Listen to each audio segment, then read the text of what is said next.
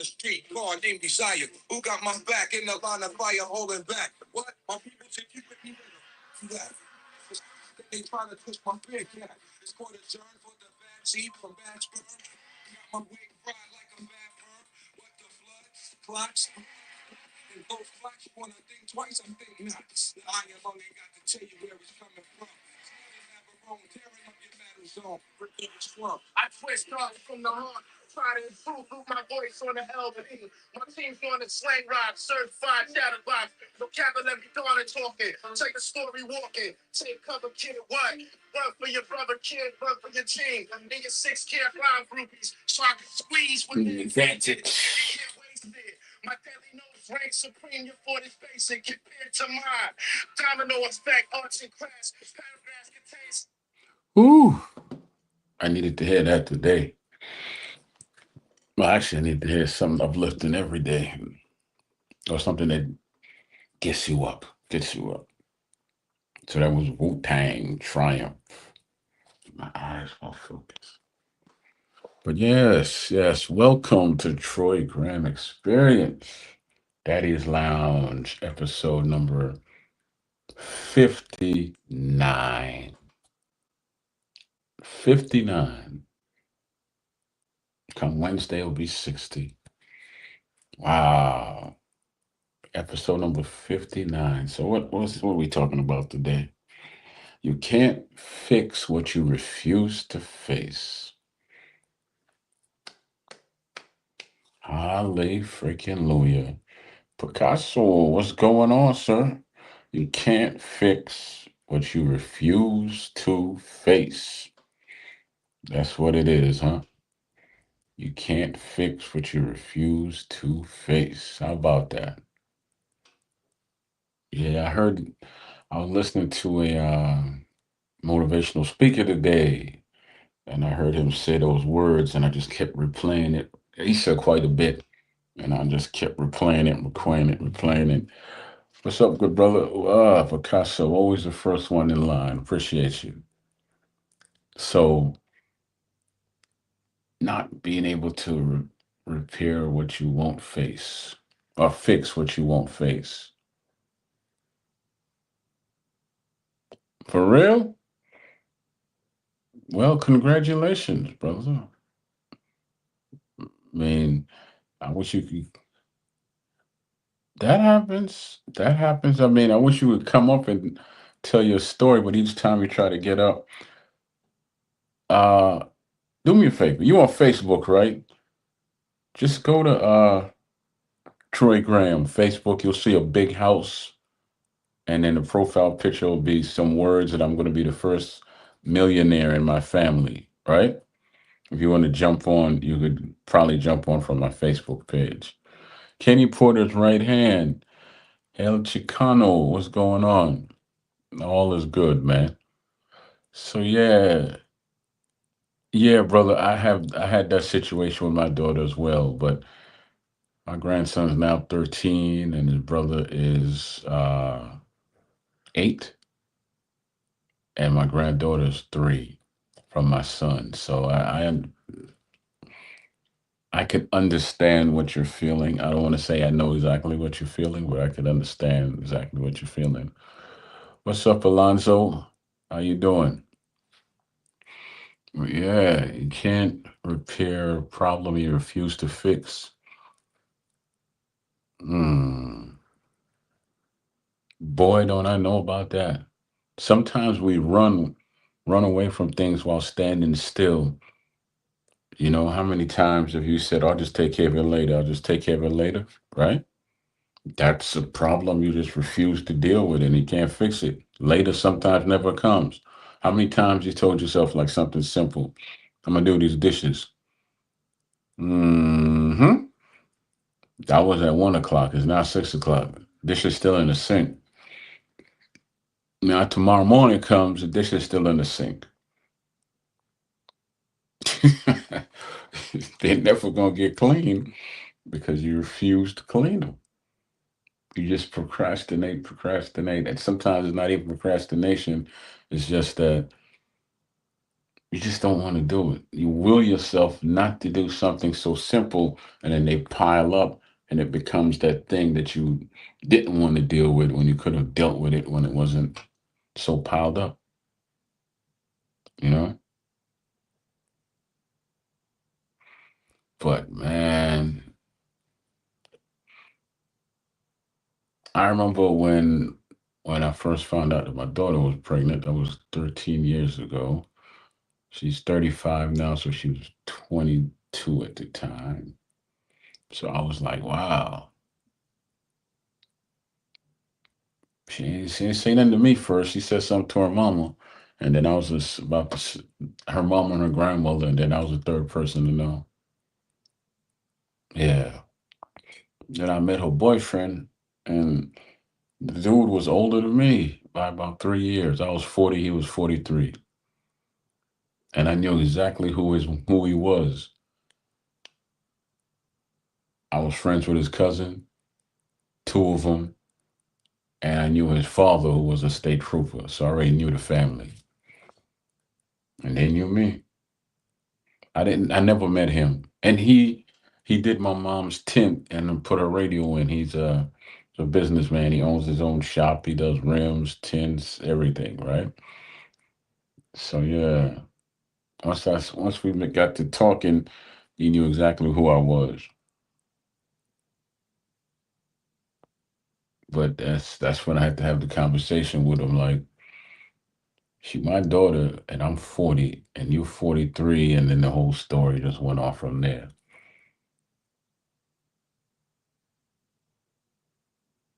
Yes, Kenny Porter. Yes, exactly. I'm kind of confused, disappointed, and still understand because I tried learn. Oh, I tried learning how to fly while the plane was in the air. Well, brother, yeah, wow. The only thing I could say to that is that nothing happens without a reason or without cause. God knows what He's doing. Nothing happens without reason or cause. So you never know. Maybe she'll have a grandson and he'll turn out being just like his granddaddy. You never know. Then you'll end up spoiling them, like I do with my granddaughter. Can't nobody tell me nothing. Well, yeah, my first initial response was like, "This is a dude that got you pregnant, and he older than me. He's older than me." And I was just kind of irritated. So in front of her and in front of him, I said, "Why are you dating this dude? You're dating your daddy." Which you should never say to your own daughter. But I was just irritated that night. And he was like, "She told me you were going to react this way. She said you're very blunt when it comes to her." I said, "Yeah. And I know your daddy and your two cousins. Yeah, I know your family." And he was like, "Oh, okay." But over time, he and I actually built up a relationship and all that. But it took some time because I gave him the blues every time I saw him. I did. And that's the way it just had to be. I gave that man the blues. But we cool though. It's been years. We cool. We get along. The man with the hand.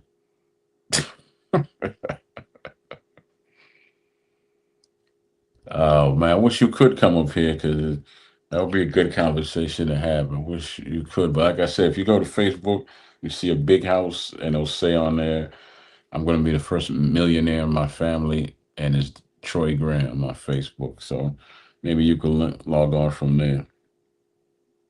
Hmm. Anybody else got any news? Yeah. I'm sorry, I smelled something. But yeah. How many of you have ever like put off something because you just didn't want to deal with it, then boom, it became bigger than it needed to be.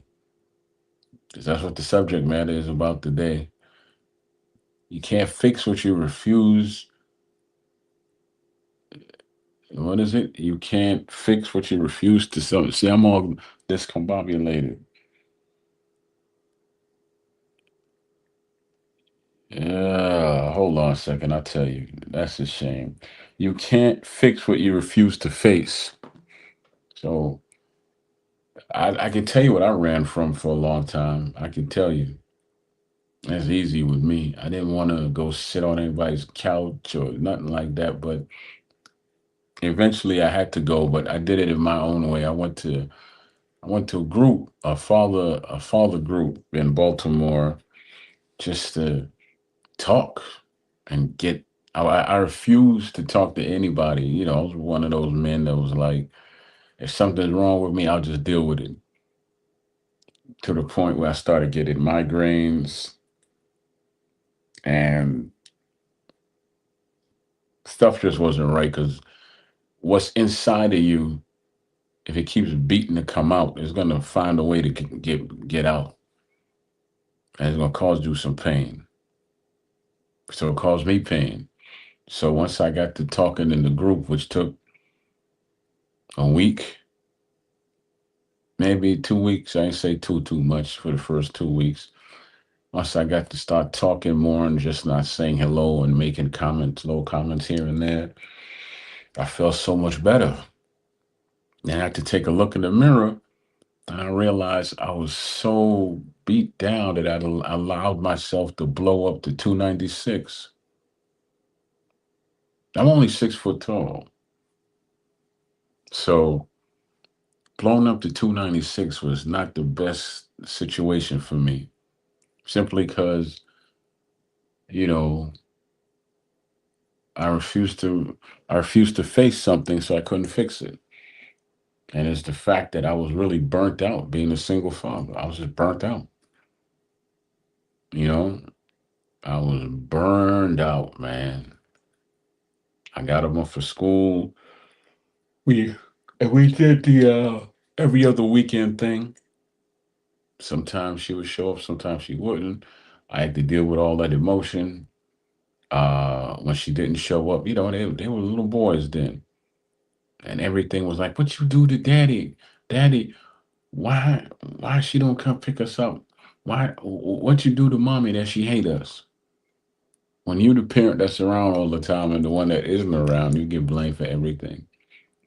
Until finally they got old enough and I had to sit down and talk to them and I was like, listen, she don't hate you, man. I don't hate her. I never spoke badly about their mother ever. But I said, I don't hate her, she don't hate me, and she don't hate you. As adults, sometimes we go through something. And they were like, go through what, daddy?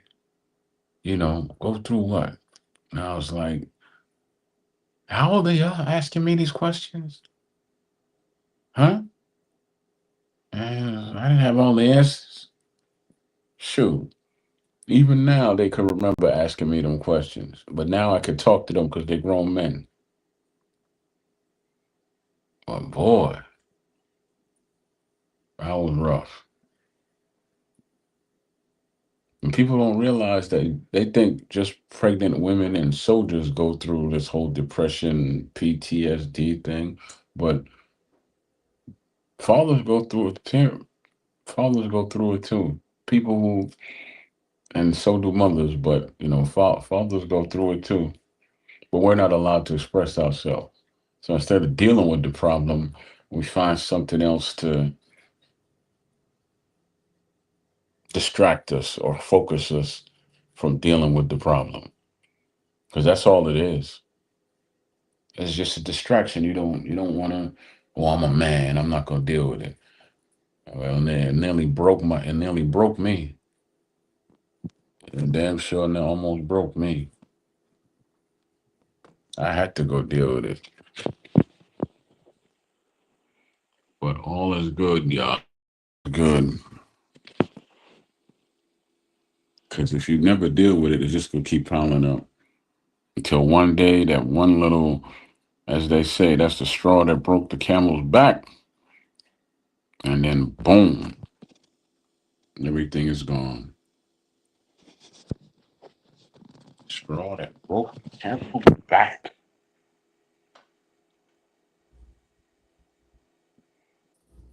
I don't wish that upon anyone, but you can't run away. You can't keep running away.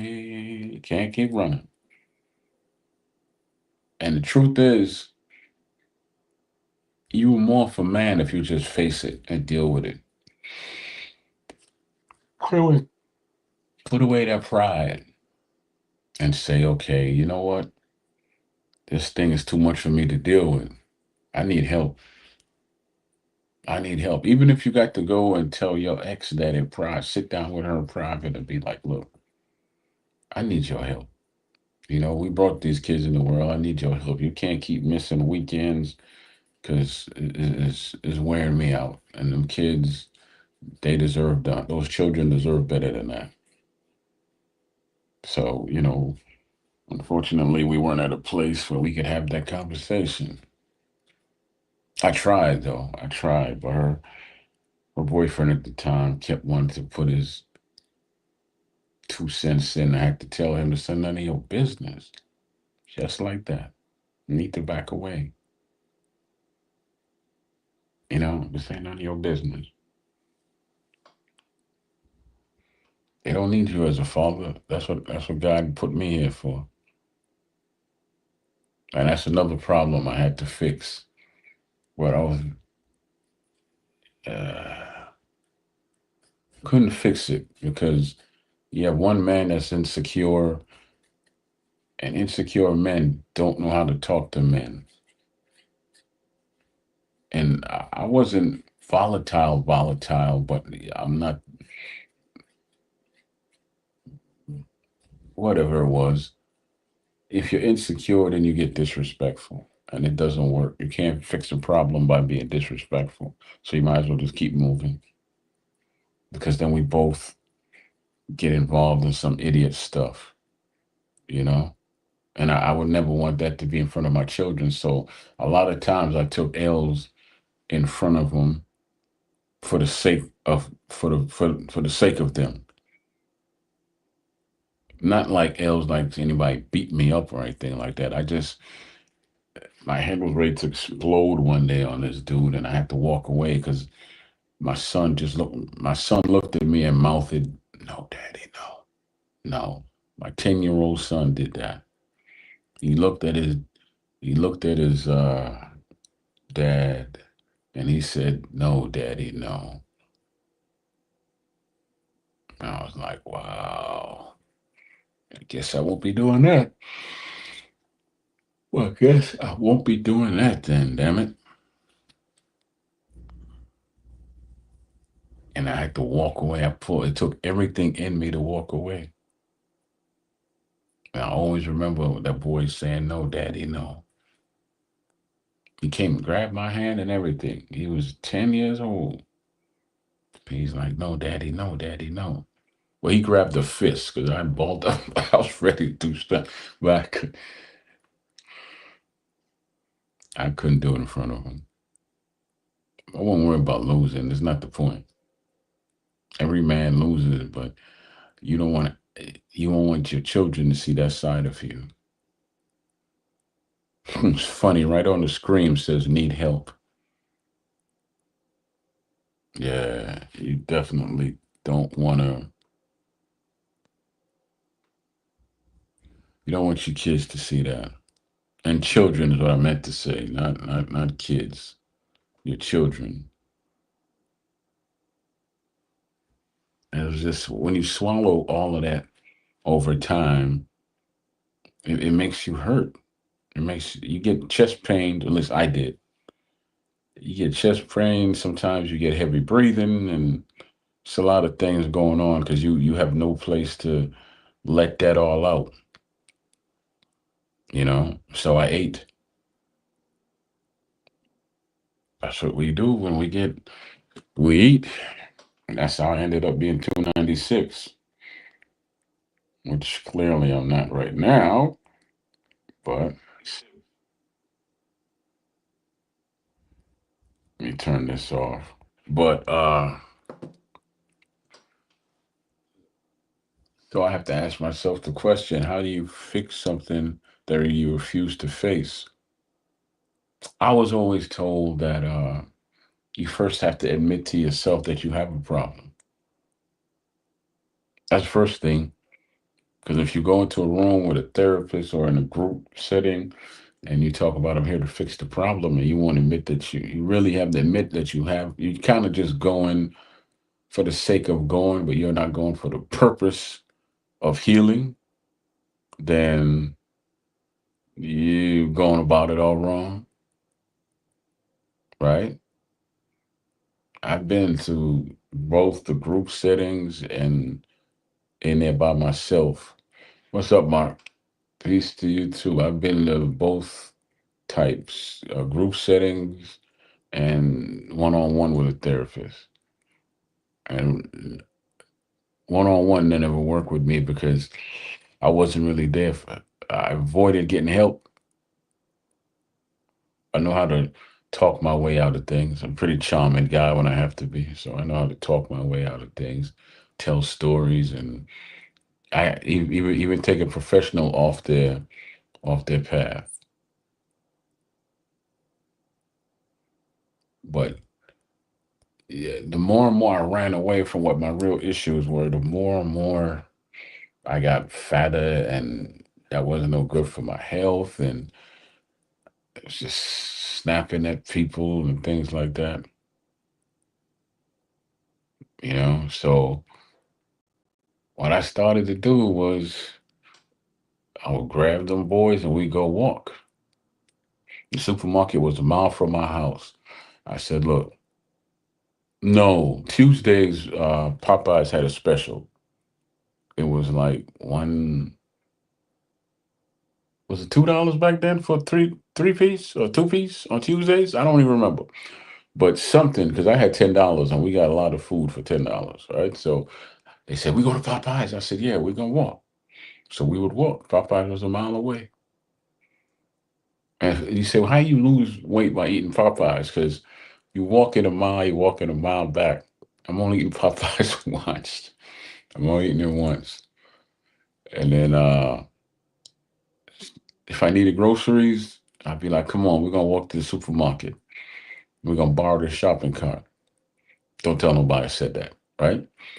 So I put the little one in the shopping cart on the way back, and the middle one, he could still fit in the shopping cart with the food. The oldest one, well, he just had to walk, right? But all the bags were in the shopping cart, so we just walked. We walked. I got to walk in one summer. Next thing you know, by February, I think I was down to 235, coming down from 296. Yeah, 235. And that's the lowest I've been in years. And they were like, Daddy, you got small. Of course, I couldn't see it. I couldn't see it. And I went to church one day and I was down there in the children's ministry to pick up my children. And this attractive woman pulled me over and she said, you know what? I said, nah, I didn't even know who she was. She said, I noticed you always have your boys. I'm guessing you're a single mother, but I was talking to some of the ladies up there because I want to find out who you are, but I'm not interested anymore because you are angry. It comes off through your pores. I can see it in your eyes. You're a good man, but you're angry. You should take care of that before it take cares of you. Before it take cares of you. Take cares of you. That's right. So I was like, wow. So me with my sarcastic self, I said, but you still think I'm handsome. She's like, yeah. When you get your smile back, I'll probably give you a chance. Yeah, she gave me a chance when I got my happiness back. She just kind of left out her husband. She forgot to tell me she was going through a divorce. I didn't need that drama, so I walked away. You could have told me that up front before you got my head all swole up and everything, right? Oh boy, that was funny. True, but very funny. So yeah, it's bad when people can see what you're going through, but you can't see it yourself. And I spent so much time trying to give myself away to the children that I think even they were trying to tell me. Like when I couldn't go up the steps and play with them, I had to go halfway up the steps to catch my breath and things of that nature. We had to stop a couple of times walking them to school, which was eventually became a 5 minute walk. But with me doing it with all the weight, it took like 10 minutes to get to the school, 12 sometime. And like, Daddy, you all right? And one time, one of them came up to me all sad. He's like, Daddy, are you gonna die? I'm like, hell no. Why? Because you're always so tired. And you be laying here on the couch, breathing heavy, and you snore real loud, Daddy, and sometimes you stop breathing. I'm like, oh, hell.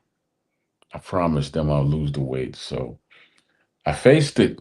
I faced that one problem and fixed it. Almost 300 pounds at 6 foot tall. That ain't supposed to happen. Not supposed to happen. But I'm so glad we went walking. And then I lost like what I said. I got down to 235. So y'all do the math on that. That's one, and then 61 pounds I lost. 61. Wow.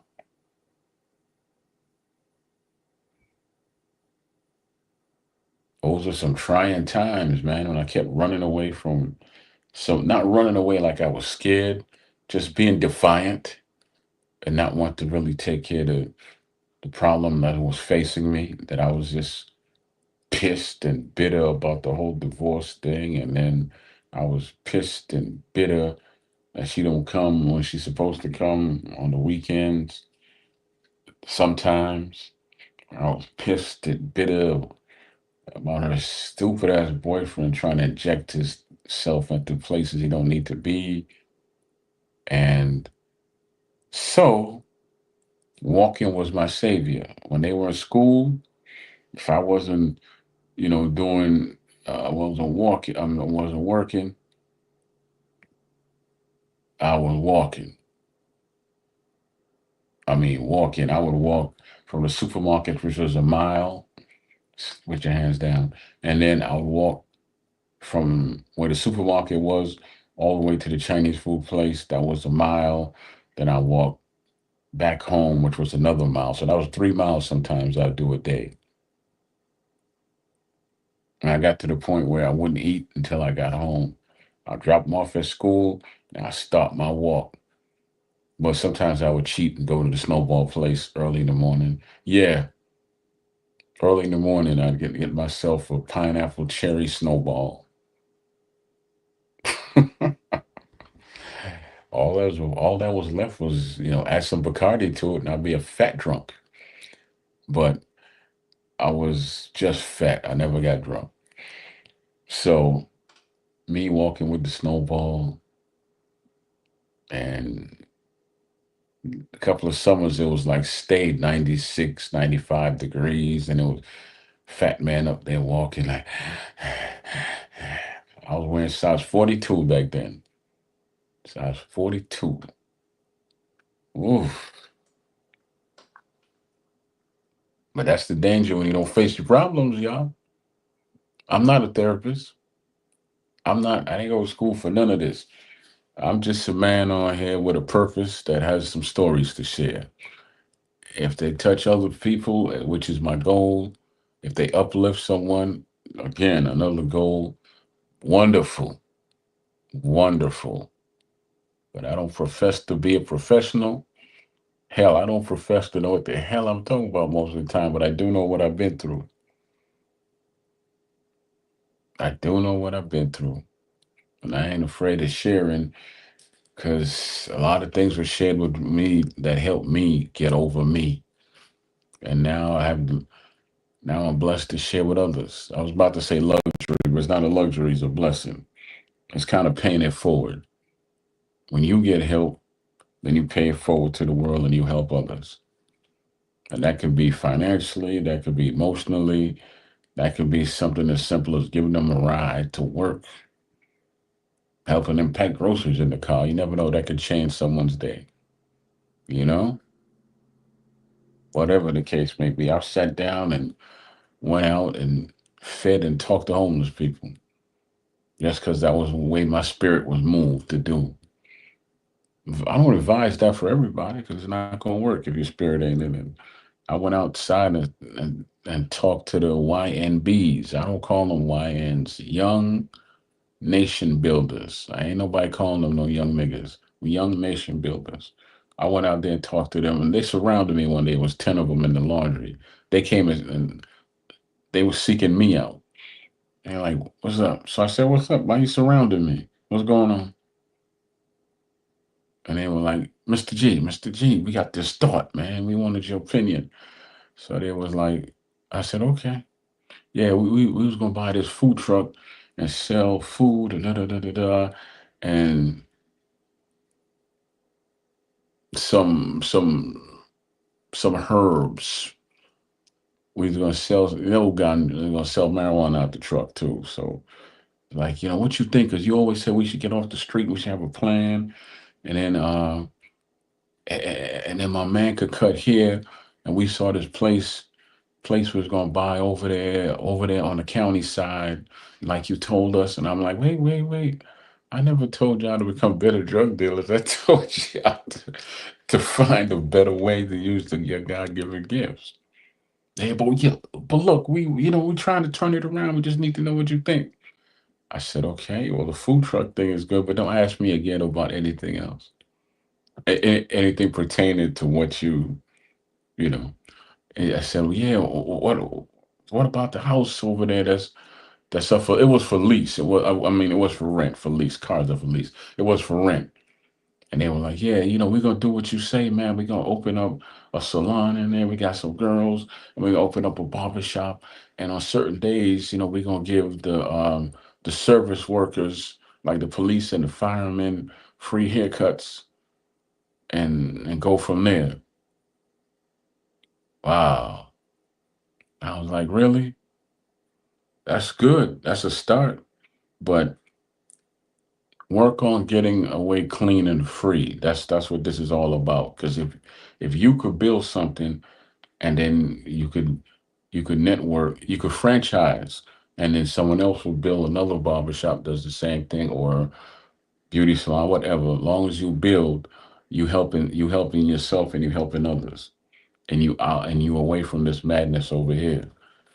I normally walked with my ex for years together, and after breakup, 10 miles at a time. One day, she got on my nerves. I walked a total of 20 miles that day. She kept saying that I was crazy. Nah, you right about that, Picasso. Because walking helps you think. Man, we used to walk when I lived in the Bronx. We used to walk just a lot. Let's say ask somebody from New York if they know about Allerton Avenue in the Bronx. We used to walk from Allerton Avenue in the Bronx to Fordham Road in the South Bronx, from Fordham Road, from Allerton to 225th Street. And if you kept walking until the end of that, I mean, if you kept going up there, you'll run into Co-op. So Co-op City was somewhere around there, and Yonkers. So we did a lot of daggone walking, man. Yeah, walking is great. I'm glad you walked away because if it was like that, you had a lot on your mind. So I'm glad you walked away. Did you cheat? Like you go get some ice cream or anything to eat along the way while you were walking? I know a couple of times I wanted to cheat, but I held strong. But I would say I'll give myself a couple of cheat days when I lost that weight, and I'll get me some General Chow's chicken and some chicken wings, a couple of egg rolls, and some bourbon chicken and orange chicken. And no, I didn't eat all that. I had three sons, remember? And we would just tear that joint up. And I'll buy it on credit, which was dumb. Another problem I was causing myself. So if I bought it Friday on credit, I had to pay him next Friday when he paid me. So I was just making him money all around. I was a driver. I was making him money that way, and then he would just take it out my tips. I remember one time I had $100 bill at the damn Chinese food place. We were eating some Chinese food because daddy didn't feel like cooking. Yeah. And then every now and then when I was at Domino's driving, they give me a pizza to take home for the kids. I take that. Like I said, wise man will tell you two things in this life you could turn down: bad attitude and a bad, yeah, bad attitude is what you turn down, and your collar. Those are the two things. You turn down your collar and bad advice and a bad attitude. That's what it was. But man, all these memories flooding back to me today. Yeah, I remember all that. You go through some things, baby. You go through some things. You had to face them because I knew it was something wrong with me at the time, spiritually wrong, not physically, spiritually wrong. And I knew I had to be man enough to face it to be a better father and just be an all around better, healthier man. So I had to fix it because if I didn't fix it, I would be stuck in place, and my children would suffer because I'm not growing. You know, when you stagnate, they stagnate, and then when they get older, they they take on some of your attributes, some of your aggression, and some of things like that, and then you wondering the hell wrong with them. You are wrong with them. You. And I ain't ashamed to say that. I talk to them. I talk to them a lot, and I ask them, "Tell me what type of father." It's on here. I interviewed my son, two of my sons and my daughter. It's on here. We full of toxins and fasting, walking, detoxing, etc. is good to get that trash from your brain, distorting your ability to process information and make better decisions, better choices. Yeah, yeah, I couldn't have said it any better because that's exactly what builds up. I told you about her boyfriend. My daughter's boyfriend was 3 years older than me, 6'4", 300 pounds. He kept having to be rushed to the hospital for his diabetes and all that. So I went to see him one day in the hospital room, and his father was there. So I was gonna leave. So his father was like, "No, come on in, come on in." So he was like, "Yeah, man, my diabetes." And I said, "It's not diabetes, it's guilt." He said, "What you talking about?" I said, "Brother, stop. You dating my daughter who's 22, and she's a friend of your daughter's who's 25.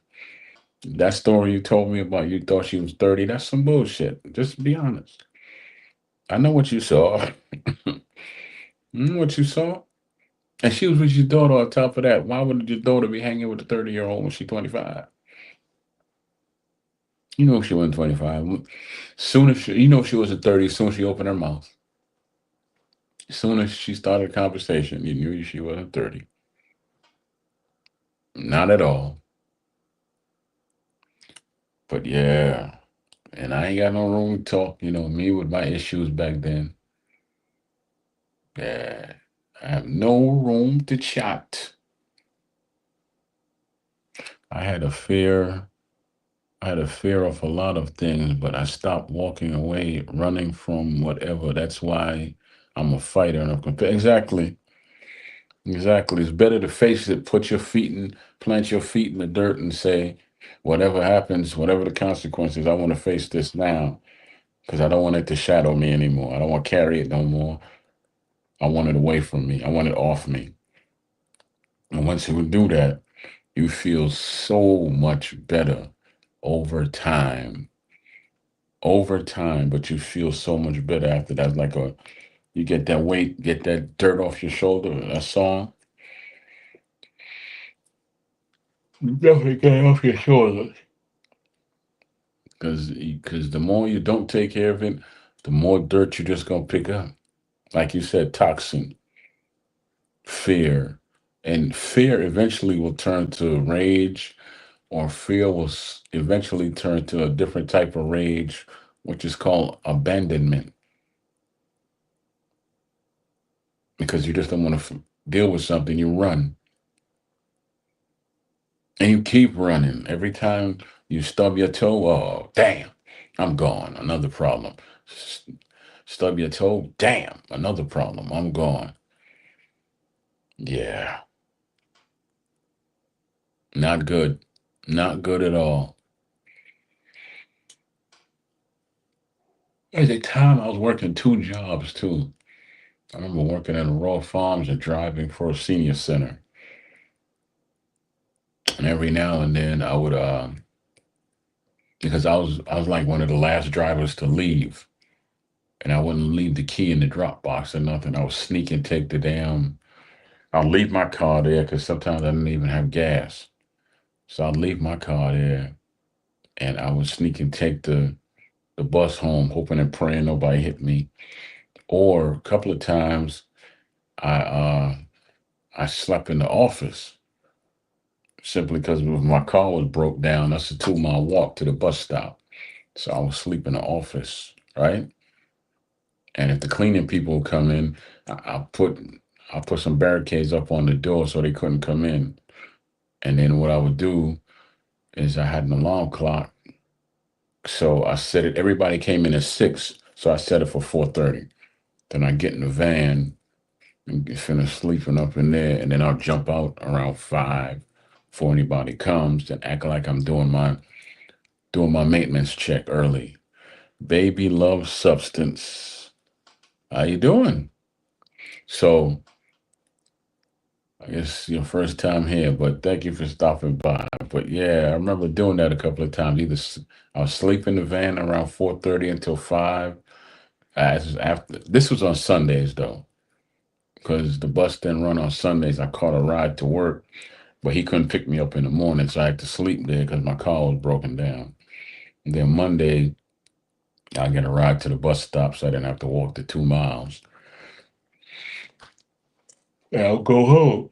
So basically, I would leave my house Friday night.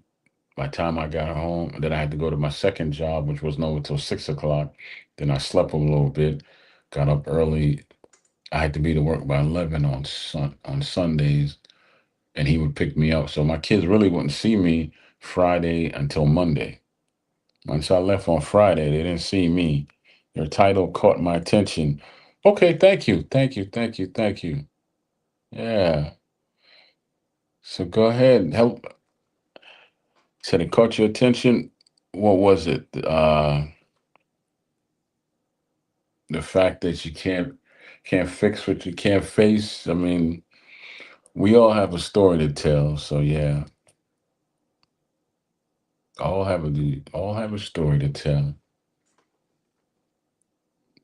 You have a little something you want to share? When I wore simple jewelry, I'd get almost robbed or threatened, but I tell them to put up or shut up because I'm going out without a fight. I'm not going out without a fight. That's true. Yes. Well, yes, Picasso. That's very true, and that's very true. Baby love substance. I guess what I just said to you is what you responded to. I'm sorry, I'm talking to two people at once, but yeah, I was just sharing that, I had something I had to deal with at one point because I was close to 300 pounds and I was just a bag of rage and not having any focus. And I had to deal with it. I had to deal with it. I mean, I was a single father and I had to deal with it for the sake of my own health so I could be there for my children. Obviously now I'm not close to 300 pounds right now. So yeah.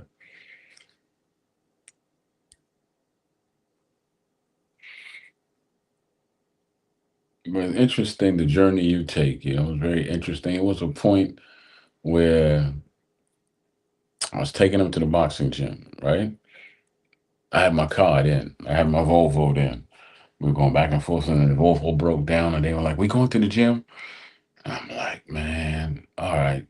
I had to take a bus to the light rail, walk up the block, take a train, walk 3 blocks. Once I got there, walk up the steps to the gym. And at one point, I couldn't even do all that walking. I couldn't even do it. Couldn't do it. Well, I did put the link in here if you choose to come up, baby love substance. I'm a former drug addict. It took me a long time to accept the life that I was living because my own choices. I stopped blaming others and faced my faults one by one. Well, hallelujah. God bless you. God bless you. That's a that's a hard journey, and I'm gonna share something with you in a second. Owning our story can be hard, but not nearly as difficult as spending. What does it say? Spending our lives running from it. That's a great quote. Kenny Porter's right hand. That's a great quote. Yeah, baby love substance. That's yes. It's powerful. Ah, yeah. I grew up. Yeah. New sub VTB. Okay. Well, I grew up with a family member who was a drug addict and took a lot out of me. I never did drugs, and that was part of my rage coming up. Why I was so angry a lot of times, and I had to deal with it. I had to deal with it. So I used to work for this rental car company. I was dropping a customer home. He returned the car, but he needed a ride home. So they said it was cool for me to drop him back home. Come to find out, we were talking, and and the brother told me that he was 66 when I met him, and he's been on drugs for 30 years. He he started taking drugs. He started smoking when he was like 10 cigarettes, and then he got the harder stuff. He hit his 20s, but he's been clean now for about 30 years, right? And I was telling him I can't stand no drug dealer. I can't stand no drug addict. Da, da, da, da, da, da, da, da. He said, "You angry." And based on what you told me, you haven't dealt with that family member yet. I said, "Nah, I don't need to talk to him." That's how pissed I was the whole time. I don't need to talk to him, right? So on the drive home, he told me a powerful story. He said that he got clean because one day he was out by the dumpster digging around, about to dig in the dumpster for food, and he and his granddaughter ran up to him and he said, she was like, "Pop, pop, pop, pop, what you doing in the trash, pop, pop? What you doing?" And he slipped, and it was raining too, so he slipped on a puddle, and in that puddle he could see himself, and he was disgusted by it. And slowly but surely, that image he started working to get off drugs. So here he is, 30 years later. He's not just a preacher. He runs a he went to school, got certifications and all that. He's a drug counselor, and he ran a program. Everything was going good. He met his ex-wife. He met his wife through the program. They had a son. Son was in his 20s, and everything was going good. He stopped drugs, drinking, everything. His wife still smoked cigarettes, and she fell asleep one day. He told her, "Don't smoke in the house," but she fell asleep one day, and the house burned down. He got her out, but he couldn't get his son out. And he heard his son's. I don't want his son died. I don't. His son died, and it tore him up, and he had to get away from his wife for years because she fell back into hard drugs, and he was about to relapse himself, but he was like, "No, I can't. I can't do that." And that story broke my heart, but it woke me up. He said, "And you You spent all these years hating that family member and never speaking to him. If he dies, you'll never get any peace if you don't speak to him. So flash ahead a couple of years later, that family member came to be under my care because he was dying from cancer and he wanted to come live with me. And the first thing he ever did was he sat down with me and looked at me and he said, "I'm sorry. I stole your childhood. I know that with my issues and the things I was doing. Because you always felt that you had to protect my mother, who was my grandmother." And he just kept apologizing. He said, "I know you felt like you had to grow up at 15 and all that stuff." And I was like, "Yeah, man, but I'm 40 plus years old now, and I got a grandchild and four children. Thank you, but just thank you." I was kind of cold at the time, but yeah, it took losing what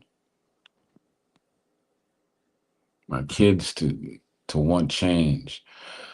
Ooh, yeah, yeah. God bless you again, there, baby. Love substance. You strong, and you got one hell of a purpose on this earth. If you went through all that, God knows what that is, and He'll let you know in time. If you don't know already, excuse me. But yeah, wow, that's some powerful stories on here tonight.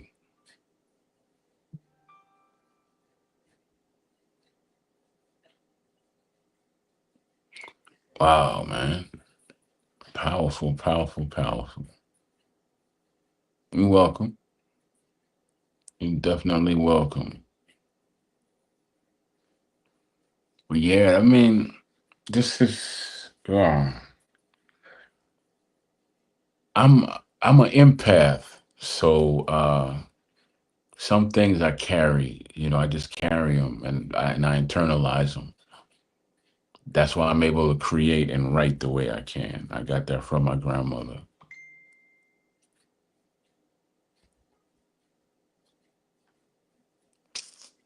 Uh, excuse me. Just change this subject for 1 second. So I sell stuff. I do online auctions and all that. So on Facebook Marketplace, I have a brand new dog grooming kit. Retails for like 150, 160. Somebody just offered me $40 for it. When I said I would take a reasonable price for it, how was $40 reasonable? No, no. I don't give people. I say give me a reasonable price. I'm not trying to sell to you for 150. Give me 85 or $90. You could have it. Yeah. But I appreciate y'all sharing, man. And every bit helps. Every bit helps. Cause trust me, I still deal with things in my own way. I think the one thing I really have to do more is focus more on building this and really just kind of staying off social media, to be very honest with you. Because at the end of the day, I'm really just on here to sometimes just to laugh. I don't, and other times, like right now, I just want to use the gift I was given and share, you know? And it takes, I'll be honest with you, uh, I was doing another show, myself and Major Keith, yeah, and a boxing show, which I know y'all know. And we did a show with a boxer by the name of Simon Brown. He got off, and a brother called into the show. Well, he jumped on the panel, and he was like, "I want to thank y'all for that show because I was about to kill myself the other day, but I started listening to your show, And I like the fact there's not no nonsense on here. And we didn't gloss over the fact that he said he wanted to kill himself because he was just straightforward with it. Thank you. Well, thank you, thank you.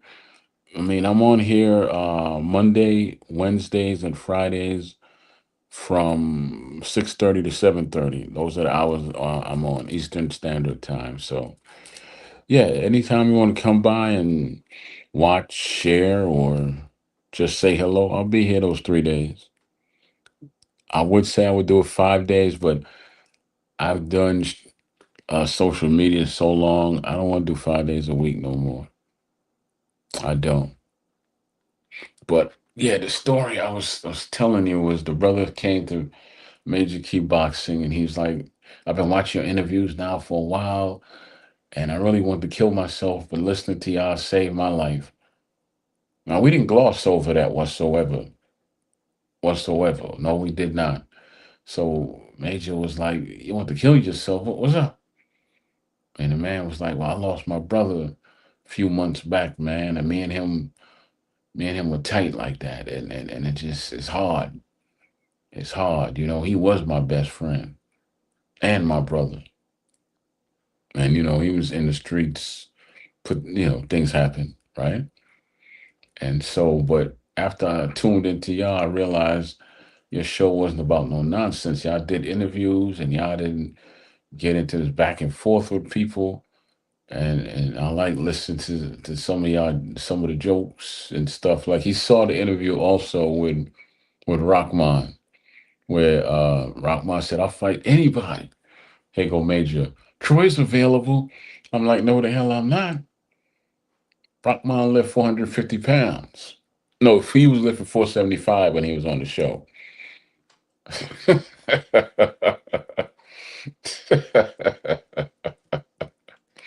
So, yeah. But just things like that, man, put a smile on my soul. It's quantity over quality over quantity. In time, you'll get the quantity, but first you have to build quality. So, with that being said, thank y'all for making this show a great, great show. I like this show. You got to open up a little bit. There's a new subscriber here, Miss Baby Love Substance. A couple of brothers came over and shared. Picasso, Kenny's right hand. I know I'm missing some of y'all. I apologize. Kenny's right hand, Picasso, and Baby Love. Wow. Your title caught my attention. Okay. Oh, Monk Nash. Monk Nash as well. El Chicano. I knew I forgot some people. Yeah, I'll stop by, share it a little bit. I appreciate it. You comment.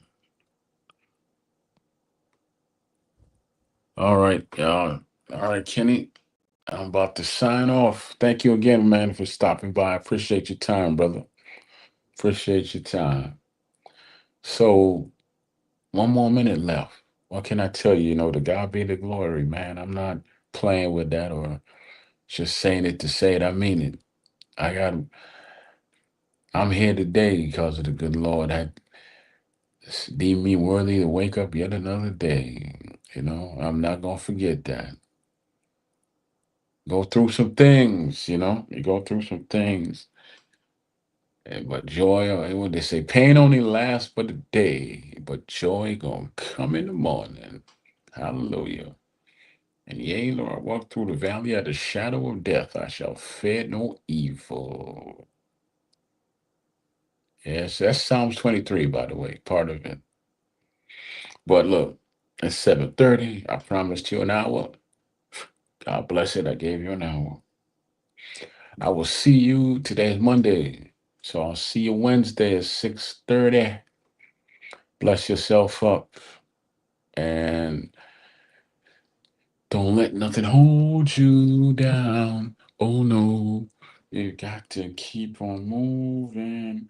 Can't nobody break. Don't ask me to sing my song. Don't ask me to sing. But I just want to share that song. Stop. I have to turn off the notifications when I get off here because they drive me crazy. Right? Okay. Don't let nothing hold you down.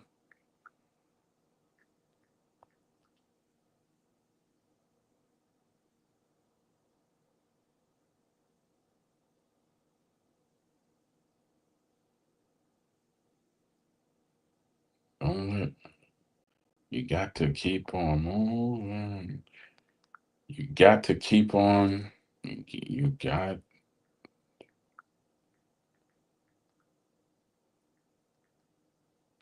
trying to find the song. I was just mumbling. Break my stride. Let me see if this is it.